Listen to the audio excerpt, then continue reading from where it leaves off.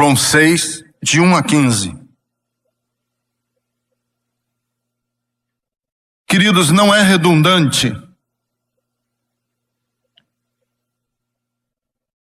não é simplismo, não é uma extrapolação afirmar que nenhum personagem da história humana teve a envergadura de Jesus. Ninguém, absolutamente ninguém, teve a grandeza de Jesus, também chamado o Cristo.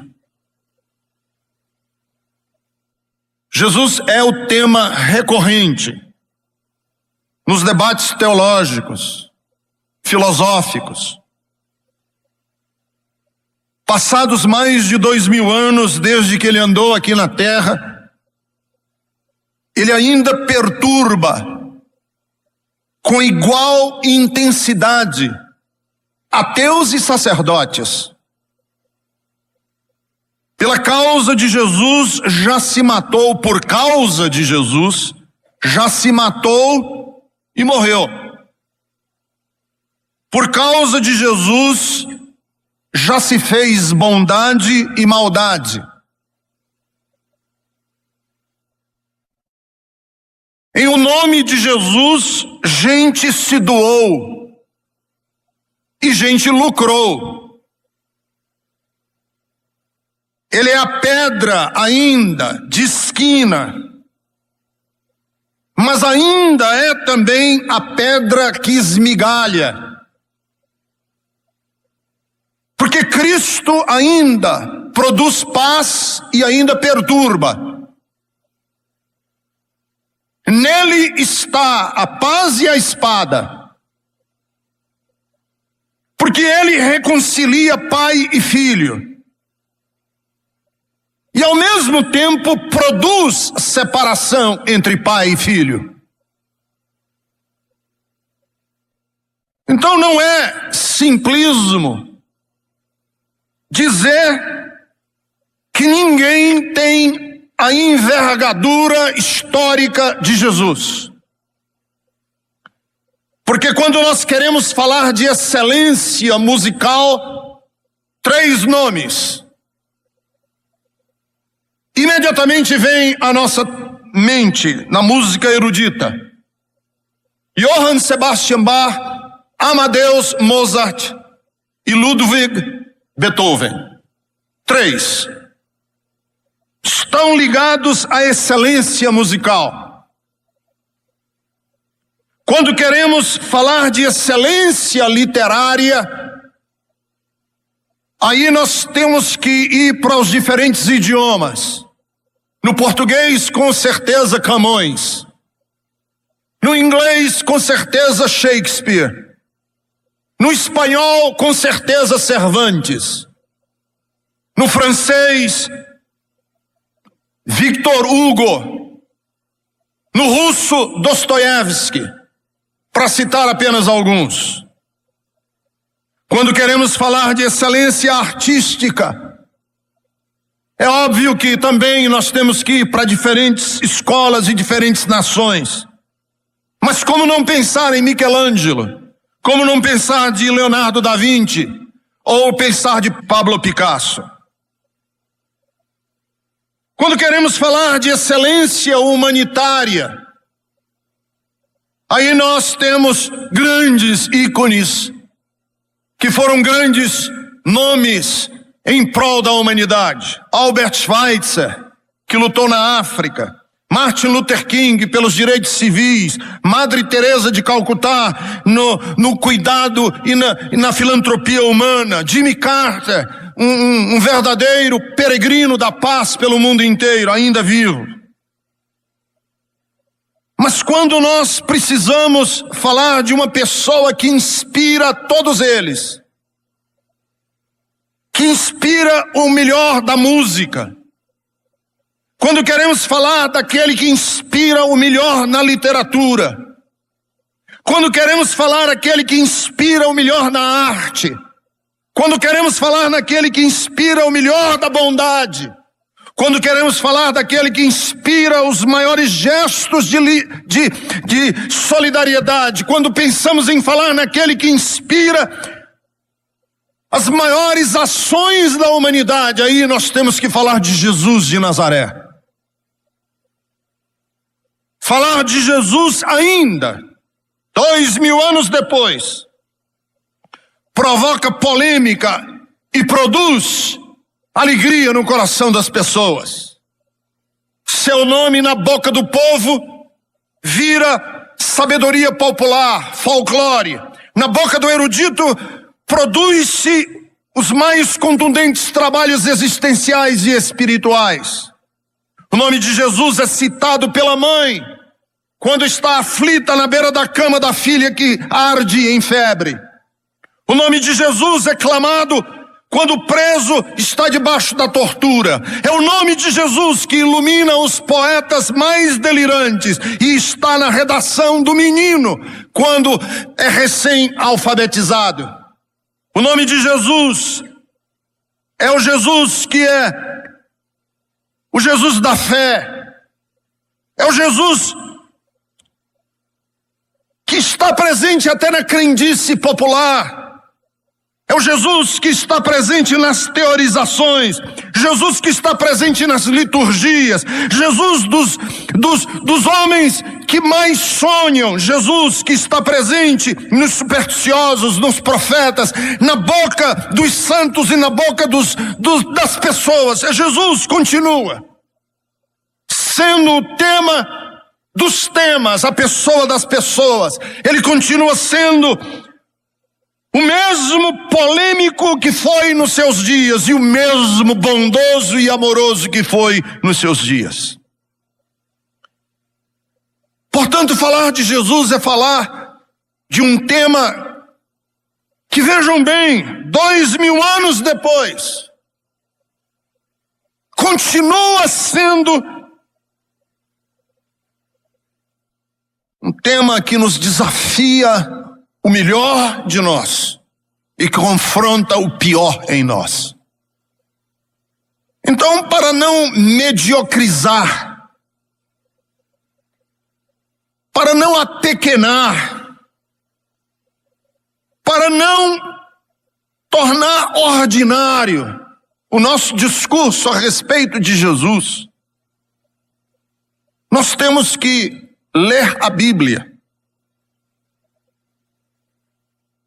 com o cuidado que o autor teve nos seus dias, de não deixar que Jesus fosse mediocrizado pela mediocridade dos seus pares, que Jesus não fosse apequenado pela pequenez dos seus amigos. Jesus não podia ser vulgarizado pela atitude vulgar dos cidadãos. Jesus não podia ser conformado às expectativas menores das pessoas que o rodeavam. Por isso que o texto da Bíblia não é um texto codificado, de verdades codificadas. Não é um tratado. Principalmente o Novo Testamento não é um tratado. Não é uma teologia escrita, não é uma filosofia. O texto da Bíblia é um texto de narrativas, em que são contadas as histórias, os eventos, em que são narrados episódios, mas não com a função, isso é muito importante, e eu tenho repetido isso no Evangelho de João, de nos darmos uma informação jornalística do que aconteceu. Os textos que você lê no Novo Testamento não é apenas uma comunicação jornalística dos fatos que aconteceram. Para que a gente saiba o que Jesus fez. Para que a gente tome conhecimento do que ele fez. Os textos são formas de ilustrar verdades muito mais profundas, que numa leitura desatenta, uma leitura pinçada fora do contexto, pode nos levar a crer que seja isso. Por exemplo, a leitura do capítulo 6, os primeiros 15 versículos, se não tivermos o cuidado de continuar lendo lá no versículo 25, e depois nós vamos ver que esse capítulo é longo, tem 71 versículos. Nós vamos ver que esse milagre da multiplicação do pão e do peixe não é uma informação jornalística do que aconteceu num determinado dia, numa determinada região, numa determinada circunstância. É uma ilustração, é uma dramatização, é uma forma concreta de ilustrar uma verdade espiritual que precisa ser compreendida depois.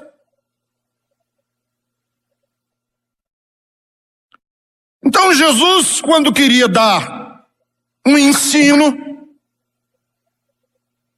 quando ele queria mostrar uma verdade, o que ele fazia? Antes ele ilustrava essa verdade concretamente. Digamos assim, ele encenava, no bom sentido da palavra encenar, não encenar como falsificação. Ele encenava, em outras palavras, ele dramatizava, ele mostrava concretamente aquilo que ele queria mostrar depois conceitualmente. Por quê? Porque ele sabia da cabeça restrita, das bitolas e das viseiras das pessoas que não conseguem abstrair. Tem gente que não consegue abstrair. Tem gente que não consegue pensar conceitualmente. Tem gente que não consegue pensar conceitualmente. Nicodemos, por exemplo. Nicodemos, é necessário você nascer de novo. Entrar não. Para você ver o reino de Deus é necessário você nascer de novo. Senhor, nascer de novo? Não consegue abstrair. Não consegue pensar conceitualmente. Nascer de novo? Mas como eu, sendo velho, desse tamanhozão, vou entrar no ventre da minha mãe de volta? Coitadinha, ela vai explodir. E eu daquele pichototinho, ela parecia barriga ficou esticadinha. E eu era bem pequenininho. Imagine eu desse tamanho, Senhor. Nicodemos, abstrai, Nicodemos, pensa. Então a cabeça das pessoas é muitas vezes pequena, só consegue pensar concretamente. Aí Jesus pegava o conceito concreto e dizia assim: olha, a partir disso aqui é o que eu quero que vocês pensem.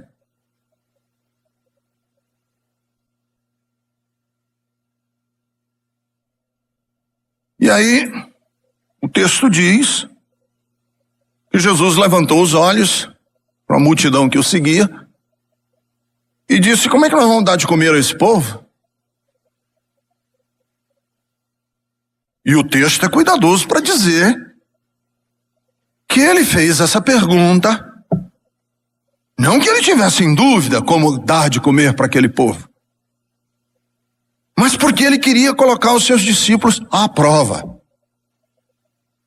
Se eles entendiam, se eles captavam, se eles tinham essa capacidade de abstração. E eles não tinham. Não tinham. Porque logo, o primeiro a reagir foi Filipe, um dos seguidores de Jesus. Filipe, um dos apóstolos, disse: Senhor, mas nós não temos dinheiro para comprar comida para todo mundo. Pensaram imediatamente igual Nicodemos com entrar no ventre da mãe. Começaram a pensar concretamente. Começaram a pensar não abstrativamente, começaram a pensar concretamente. Aí vem um outro, André, e diz assim: olha aí, eu tenho aqui o lanche desse menino.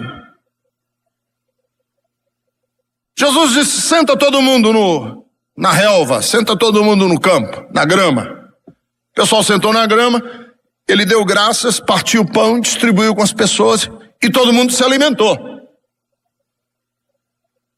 E aí, quando todo mundo comeu do pão, ficaram felicíssimos. Ah, glória a Deus, chegou o profeta, vamos fazer dele rei, porque ele pode. Numa época de fome, de miséria, de gente pobre, opresso pelo Império Romano, o judeu estava debaixo da opressão do Império Romano, numa época de opressão, de extorsão de impostos, de grande desajuste social. Ele provê pão pra gente, ele provê pão, vamos fazer dele rei, rei, rei, rei. Aí o texto diz assim: e eles, Jesus sabendo, no versículo de número 15, que eles queriam fazer dele rei, fugiu para o monte, desapareceu.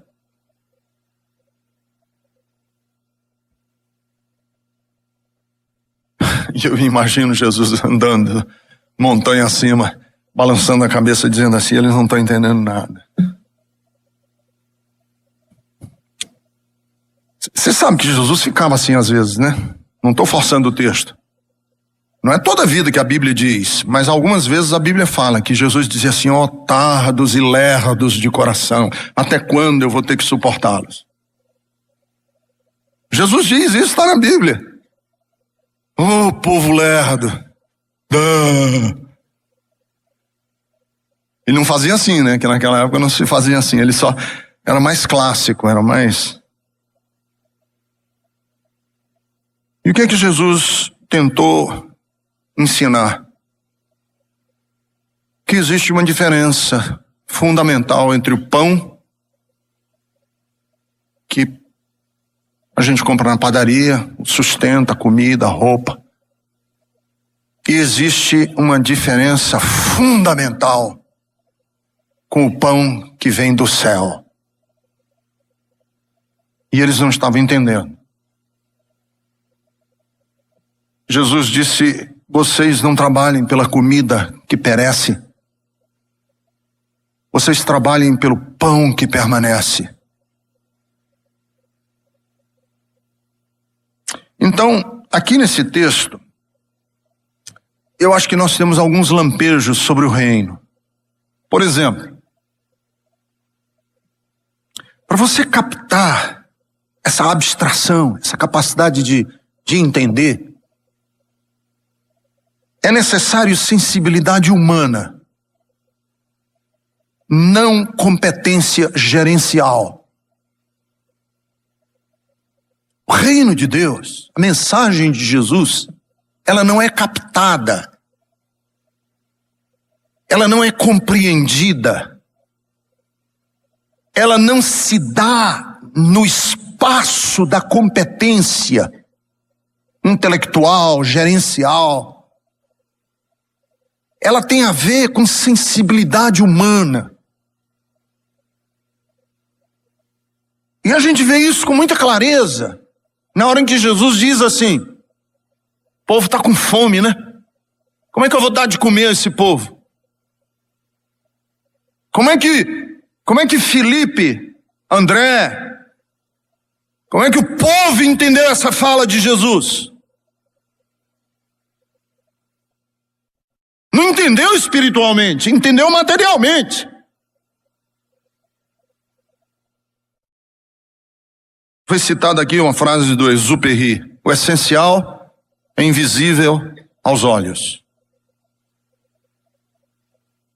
E Kant tinha uma frase excepcional que ele diz assim: o coração tem razões que a própria razão desconhece. O coração tem razões que a própria razão desconhece.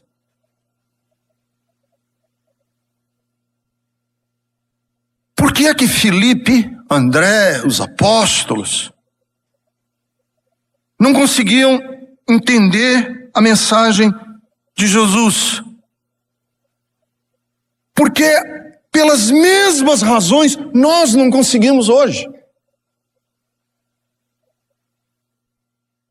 Porque nós queremos captar. Nós fomos educados numa tradição que é racional, que é gerencial, que esquematiza. E existem razões que não podem ser esquematizadas. Eu quero dar de comer a esse povo, e imediatamente eles decodificaram isso num sistema logístico. Como é que nós vamos fazer? Eu acho que o que Jesus queria dizer é o seguinte: ô Filipe, André, pensem com a alma. Não, mas a gente pensa com a cabeça.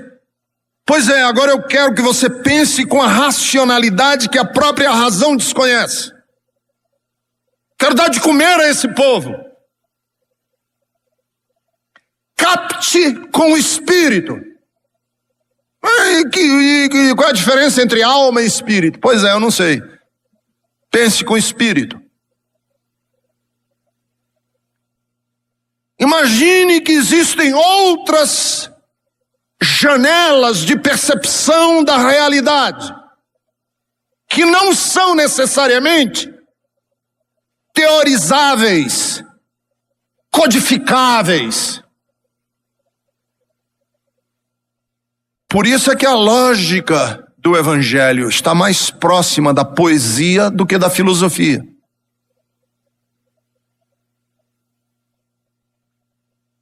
Tem que dar de comer, vamos pagar como?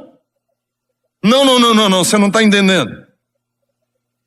Meu projeto não é um projeto que precise de uma hierarquização de prioridades como se faz no gerenciamento de tarefas.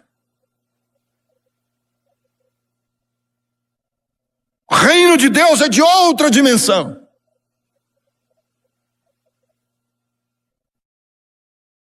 Uma vez eu estava nos Estados Unidos, visitei uma igreja presbiteriana e um pastor que acabou ficando um grande amigo meu, tinha na mesa dele, porque você sabe que presbiteriano gosta de comissão para tudo, né? O conselho da igreja decide e tal, e tem comissão para isso, comissão para aquilo, comissão para aquilo outro, e ele colocou na mesa dele, eu achei muito legal, que era dele, presbiteriano, que dizia assim: Deus amou o mundo de tal maneira que não constituiu uma comissão, mandou o seu próprio filho. Eu achei legal, porque se manda uma comissão, amigo, nós estávamos perdidos para sempre. Então, o que é o reino de Deus? É uma percepção espiritual. Está próximo. O reino de Deus está próximo. Onde? Pense com a alma. Está próximo.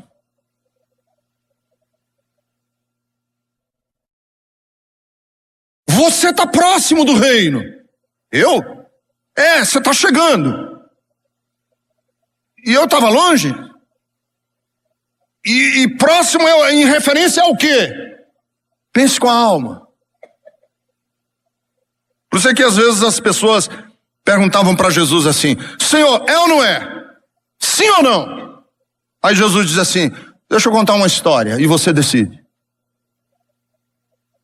Eu conto uma história e você decide. Eu ainda vou fazer isso. As pessoas vão me perguntar: pastor, é pecado ou não é? Vocês não imaginam o tipo de pergunta que eu recebo sobre o que é e o que não é pecado. Desde posições sexuais até que tipo de vinho tem que beber.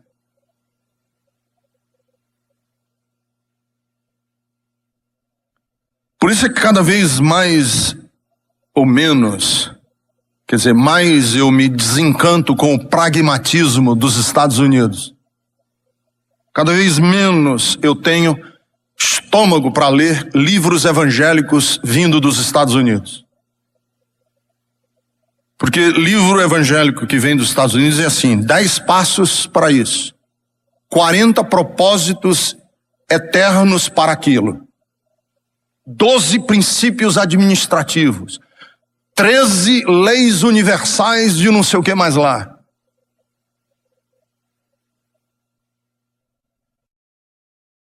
E a gente diz assim, eu acho que você ainda não percebeu. Mas percebeu o quê? Deixa eu te contar outra história. Vê se você percebe. Quem é Filipe e André e os apóstolos? Jesus diz assim, essa multidão está com fome. E eles estão achando que para satisfazer a fome da multidão, eles têm que ter dinheiro, eles têm que ter logística, eles têm que organizar a máquina, azeitar a máquina para poder dar de comer ao povo. E Jesus estava falando de outra coisa.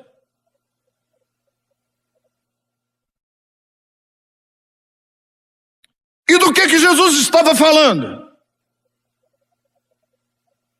Se ele estava falando de outra coisa, do que ele estava falando? Jesus estava falando que para captar o seu ministério é preciso acreditar no milagre da multiplicação. Para acreditar, para crer, para captar o ministério de Jesus, é preciso acreditar no milagre da multiplicação.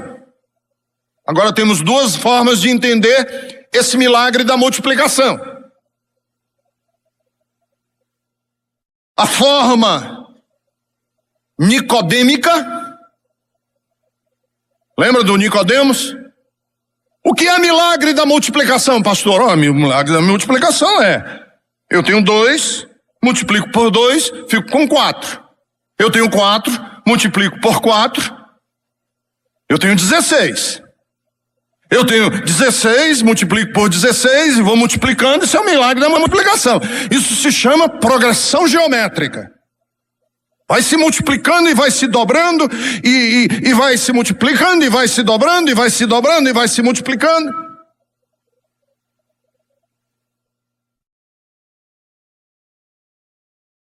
Mas Jesus estava falando de um outro milagre da multiplicação, que eles não captaram. Eles acharam que o milagre da multiplicação era Jesus ter a capacidade de um pedaço de pão alimentar uma multidão. Ora,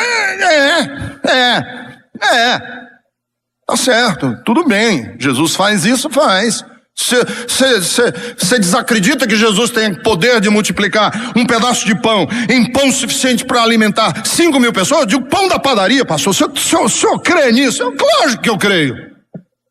Nós estamos falando aqui do Senhor da vida, do Senhor do universo, do Rei dos Reis. Eu estou falando do Deus Todo-Poderoso. Dizer que eu não creio é desacreditar dele, mas é isso que ele está falando. É disso que ele está falando.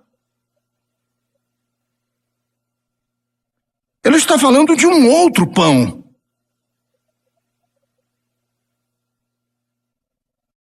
Que ele vai encenar, dramatizar com o pão da padaria, feito de trigo de centeio, aqui no caso era de centeio, cevada, para mostrar um outro milagre da multiplicação. Que esse sim é importante. Qual é o milagre da multiplicação? Imagine um auditório com 2.000 pessoas. Você me pergunta e diz assim, é possível distribuir o pão e multiplicar o pão por 2.000? É possível uma palavra geral alcançar pessoas distintas com problemas distintos, vindos de antecedentes distintos, sentirem todos que a mensagem hoje foi para mim. Isso é multiplicar. Isso é milagre. Como eu já contei várias vezes aqui, que a mulher às vezes chama o marido para vir à igreja, ele resiste, não vou. Meu filho, desce domingo. Aí ele vem, ouve a pregação, chega no carro e disse assim: agora eu entendi que você estava insistindo tanto, você encomendou a pregação do pastor para mim, né? Por isso é que você queria nesse domingo. Você deu todas as dicas da minha vida para ele.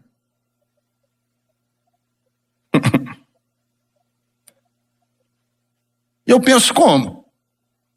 Que Deus fala com a pessoa que está no trânsito e fala com o porteiro, que fala com a dona de casa e fala com a moça que está a caminho da universidade. Como?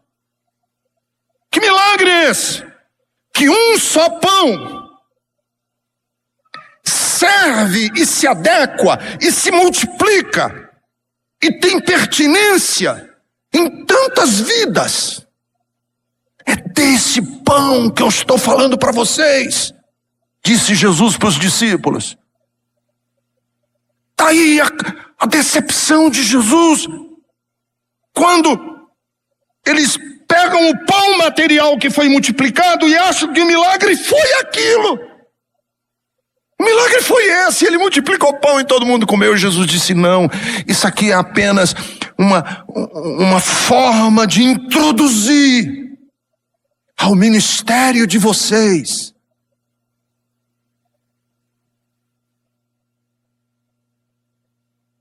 E você diz: e como é que o senhor sabe que existe uma diferença entre por que o milagre não é o pão, e sim o outro pão?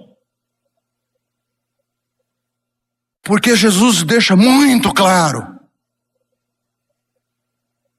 que multiplicar pão de padaria é menor do que multiplicar o pão do céu. Mas como que é menor? Por uma razão simples. Pão de padaria se acaba, perece. Depois de 3 semanas está bolorento. E o pão da vida permanece. Permanece. E é esse o pão que nós temos que multiplicar nas nossas ações. É óbvio que Jesus faz um contraste claro, nítido, entre o pão que ele oferece e o pão que Moisés ofereceu. Qual foi o pão que Moisés ofereceu? O maná. O maná era uma comida branquinha, eram flóculos, eram fragmentos.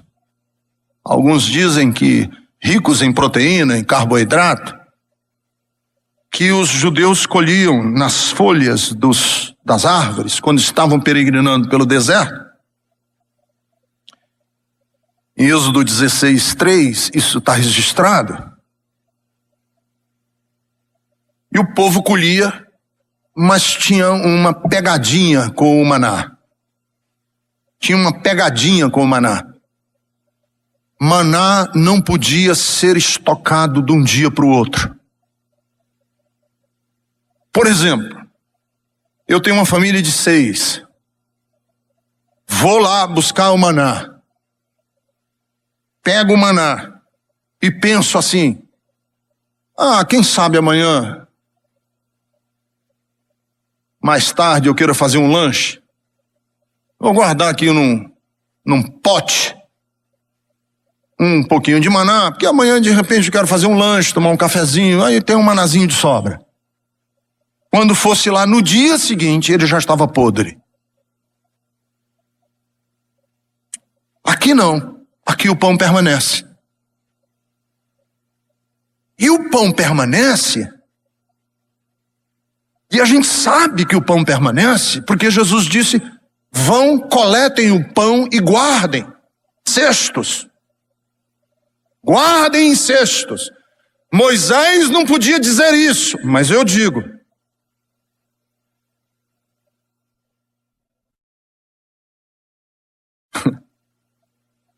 E são 12 os cestos.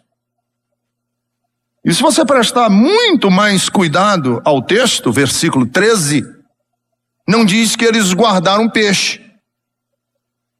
Eles só guardaram pão.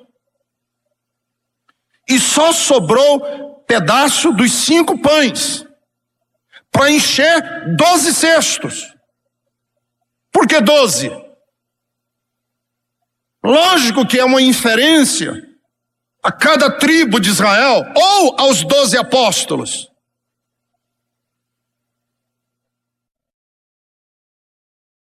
Então o que é a mensagem do Evangelho? É pão que você pode guardar. É pão que dá para guardar. Não é pão para gastar hoje, é pão para guardar. Por exemplo, pão em forma de coragem. Para você guardar. Coragem emocional, coragem existencial, coragem ética. Um dia você vai precisar dela, hein? Guarda hoje essa coragem. Isso é pão.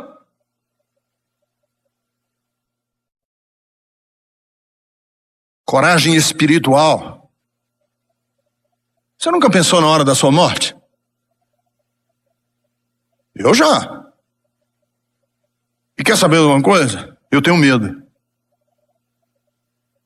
Eu tenho medo. Fico pensando, meu Deus, como é que vai ser? Será que vai dar tempo? Será que eu vou? E aquela hora? E aquele último suspiro? Como é que é? Nossa!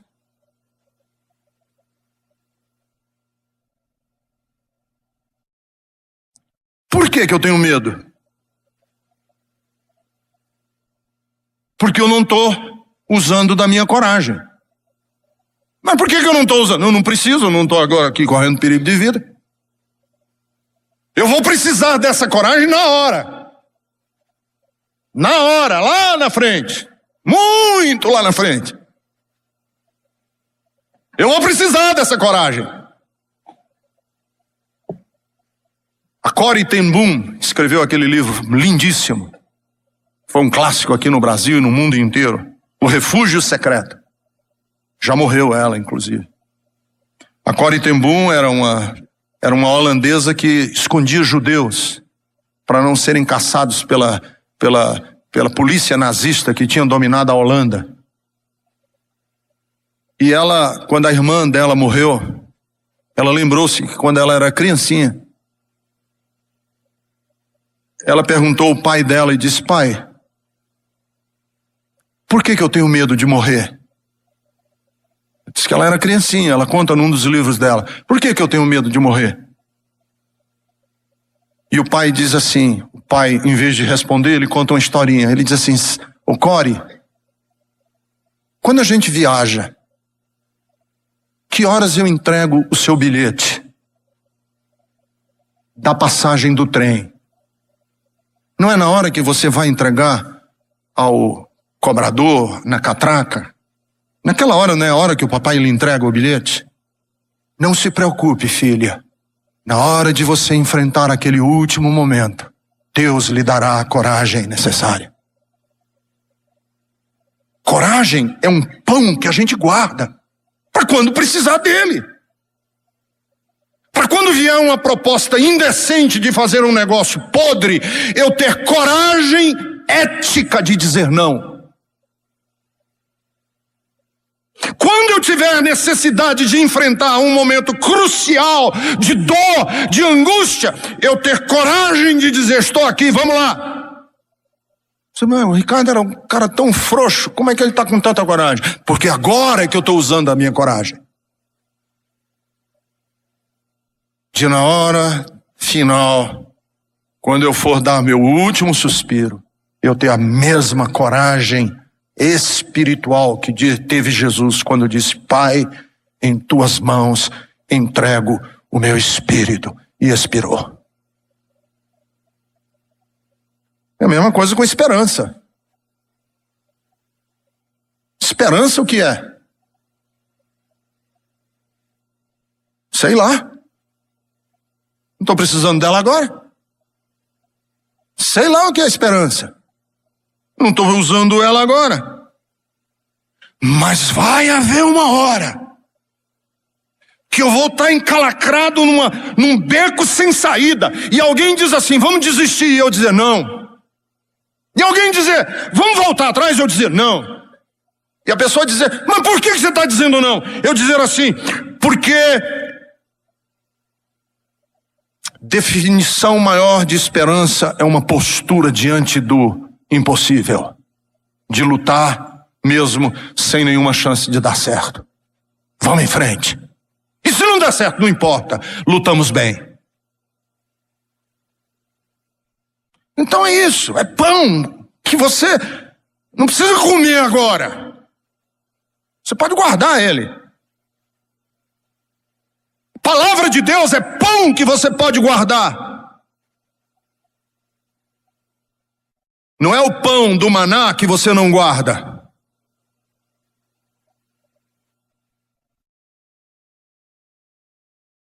É pão que vai ajudar você a perdoar.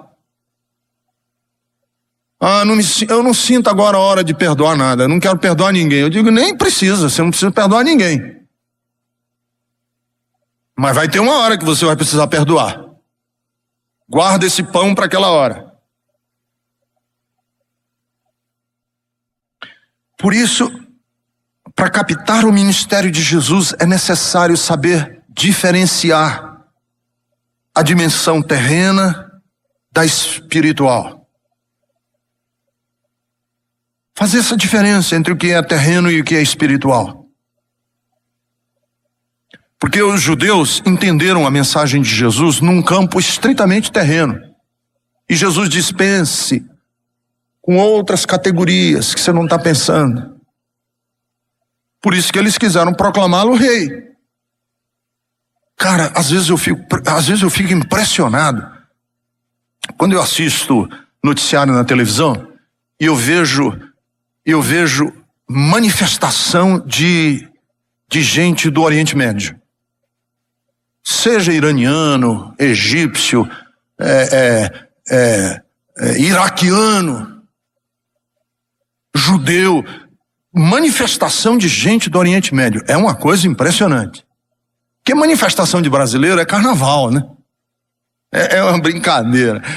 O pessoal vai fazer uma passeata, aí leva bumbo, e outro pinta a cara, e tal, e escreve slogan, e manda um beijo.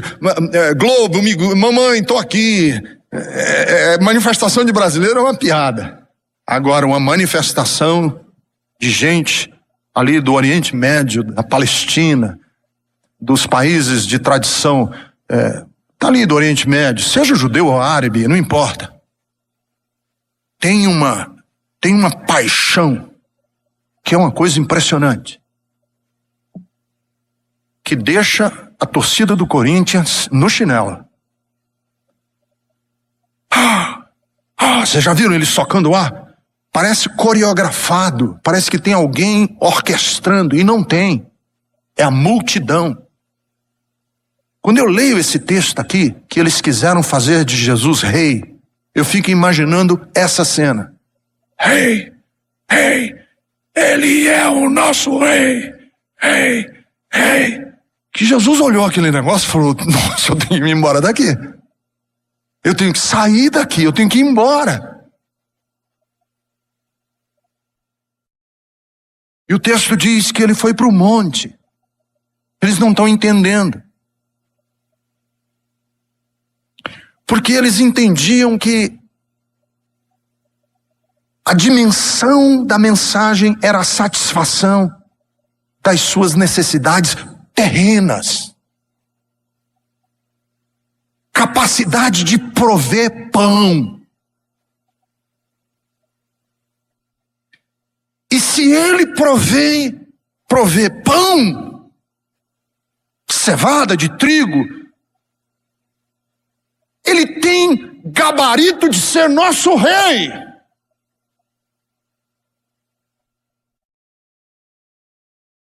E Jesus diz: a verdade é que vocês estão me procurando não porque viram sinais miraculosos, mas porque comeram pães e ficaram satisfeitos. Não trabalhem pela comida que perece.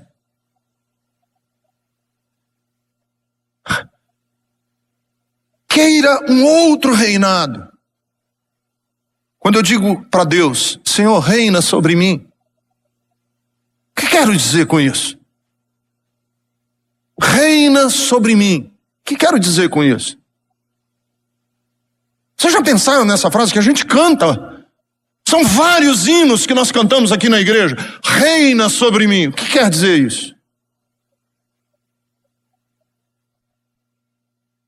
Que eu vou agora me submeter a uma estrutura de poder hierarquizado? É isso? Não. Vou me anular como pessoa e só fazer agora o que a hierarquia religiosa manda: reina sobre mim. Aí eu digo: não, é uma dimensão espiritual de reinado.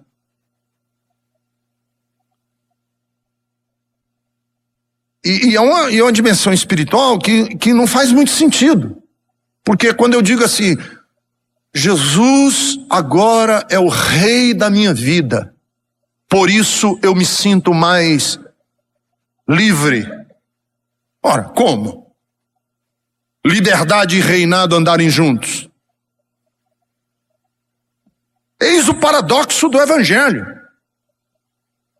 Jesus disse: eu não quero estabelecer um reino, com lei, com mandamento, com ordens.